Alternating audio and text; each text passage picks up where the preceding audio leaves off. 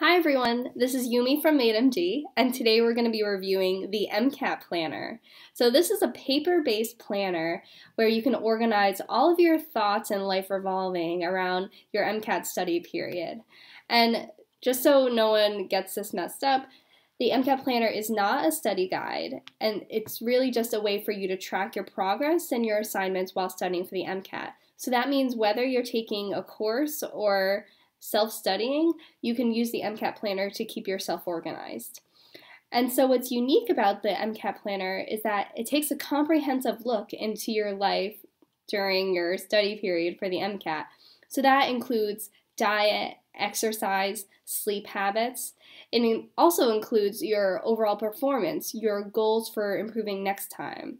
It gives you a lot of space to not just write your assignments, but to also reflect and review on how you're actually doing week by week so that you can improve next time. So in this review, we're going to do a page-by-page look so you'll know exactly what to expect out of the MCAT Planner and how you can use it in your study habits. All right, so let's get started. So in the beginning, you're going to see that Isaac, the creator of the MCAT Planner, has a big introduction on using the planner, on how to prepare effectively for the MCAT, and other study tips and habits that you might use. So I'll skip ahead here. Here you can see he has a lot of notes into how to use the study planner effectively. So here he shows you how to use parts of assignment planning, how to summarize your week, how to track your progress, and so forth. So you can see that the introduction is actually very extensive, so Isaac really goes into detail into how to exactly use the MCAT Planner, so you should have no trouble in figuring out how to use each section effectively. So the first page you see after the introduction is the initial diagnostic.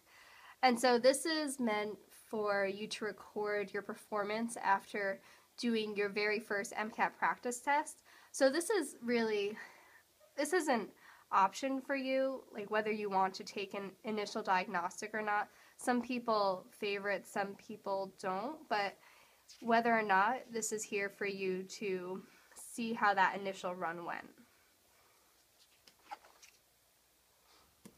So next you see your overall plan and your goals and achievements. In this MCAT Planner, you actually have 6 months of paper planner for you to plan out, which should be enough for anyone who's studying for the MCAT. The typical length for MCAT studying is 3 to 4 months, so this should have you covered. On this side, he's asking you to put down a number of goals that you'll make and hopefully achieve during the time of your MCAT studying. And there's a lot of little logistics like your target date. Did you meet your target? And then you have target scores for your MCAT as well. So you have several pages of this so you can keep this going as you're studying the MCAT. So here you have your study material inventory. So here you can keep track of all the practice material that you're accumulating over time. So I think this is good for maybe just writing down practice material that you're trying out at first and seeing if it's working out well for you. And that way you can say, oh, this didn't work so well, or oh, this one's really great. So that way you know what to use as you keep moving along. Then you have a routine page. So I like the routine page because this is a way to get repetitive activities out of your daily planning assignments. And so what you can do is, say if you're going to do 10 flashcards every single day while you're studying for the MCAT, instead of writing 10 flashcards on every single day in your planner, you can just write, oh, in the afternoons, for every afternoon, I'll do 10 flashcards. And it also has a weekend routine for you.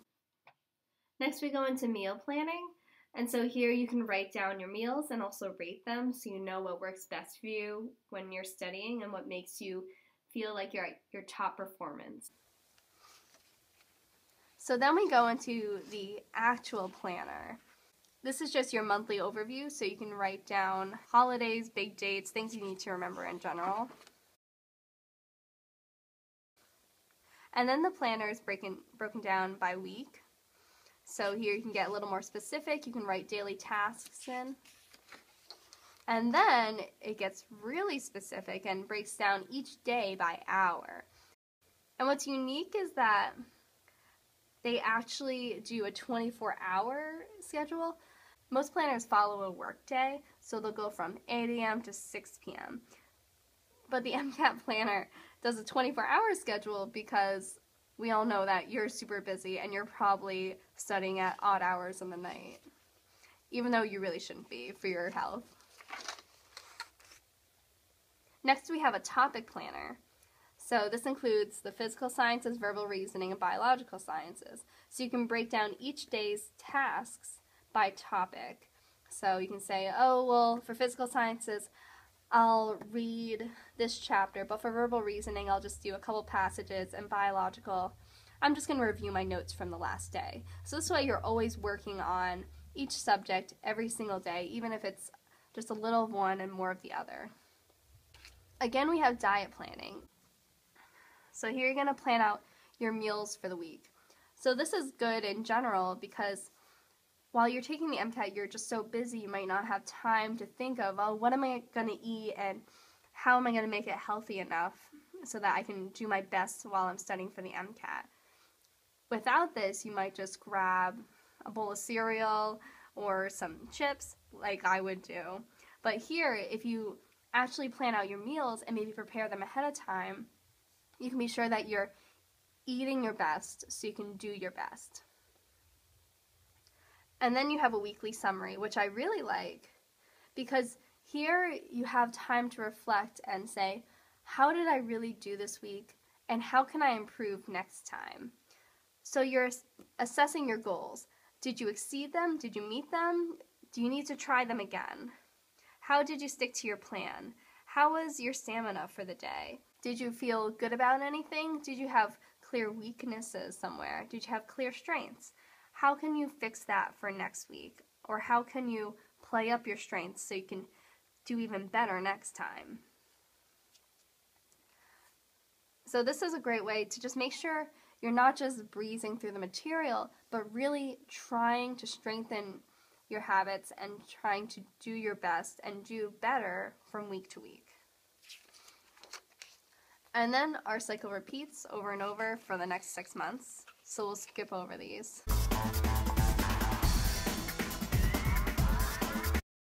So what you'll find next is you'll find a chart for plotting out your monthly practice test scores. So this is something that you could do in Excel also if you're savvy with the computer. But here you can just graph out your scores and how you're doing day by day or however often you're taking your practice tests. And so you plot it by individual section scores and then your overall score as well.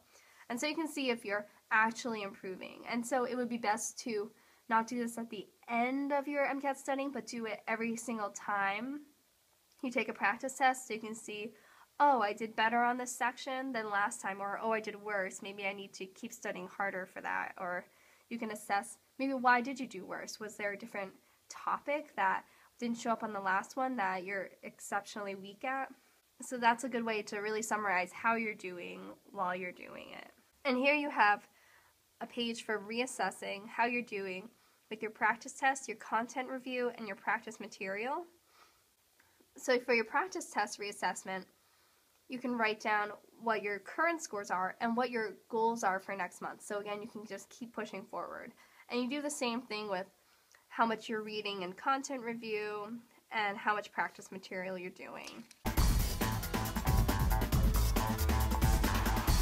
And then for each AAMC practice test, you have space for reflecting on how you did on each one. So, of course, you have your scores, did you meet your goals? But then there's also Like, how did you feel about the test while you were taking it? Do you need to improve in a certain section? Do you have a weak area, a strong area?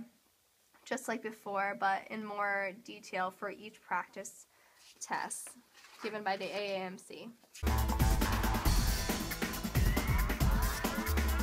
And then when you finally come close to actually taking the MCAT, you have a space for writing down your travel accommodations and your plans for the day. So here I would probably write down, like, definitely bring my gummy snacks and bring a bottle of water and don't forget your ID. All those special things that you just don't want to forget on test day. And then in the back he has some extra information, such as the content outline for the biological sciences, physical sciences, verbal reasoning, etc. And that's it.